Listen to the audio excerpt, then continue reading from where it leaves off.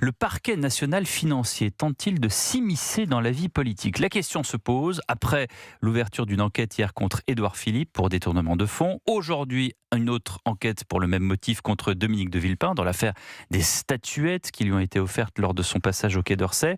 Après la mise en cause également de Marine Le Pen, ces enquêtes contre des candidats majeurs à l'élection présidentielle interrogent à moins d'un an du premier tour. Bonsoir Alexis de La Fontaine. Bonsoir Pierre, bonsoir à tous. De nombreuses voix déplorent l'instrumentalisation de la justice par le PNF. Oui, l'action du parquet national financier interroge jusque dans la magistrature.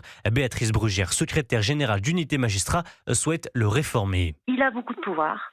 Est-ce qu'il en a trop? Certains diront que oui. Moi, je pense qu'en tout cas, il faut faire attention à pas trop donner de pouvoir à un procureur, sans penser, évidemment, aussi les droits des partis, les contre-pouvoirs, pour éviter tout arbitraire. Les délais d'instruction du PNF posent également question. D'un côté, certaines affaires traînent pendant des années. Les poursuites contre Jean-Luc Mélenchon restent au point mort depuis les perquisitions de 2018.